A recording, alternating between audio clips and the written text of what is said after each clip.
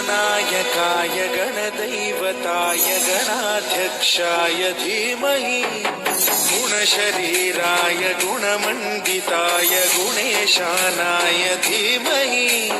गुणातीताय गुणाधीशाय गुणप्रविष्टाय धीमहि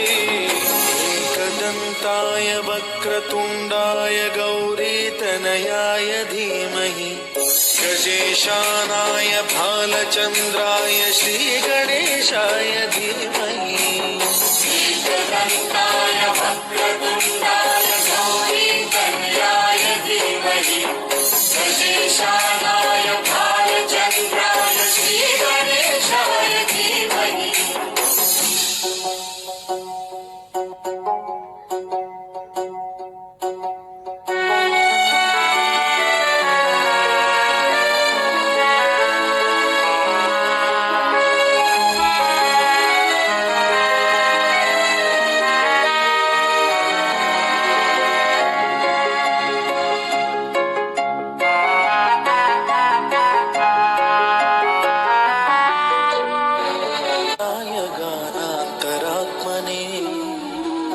गानोत्सुकाय गानमत्ताय गानोत्सुकमनसे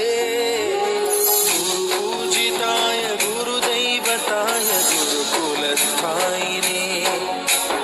गुरुविक्रमाय गुह्यप्रवराय गुरवे गुणगुरवे गुरुदैत्यकलक्षेत्रे गुरुधर्मसदाराध्याय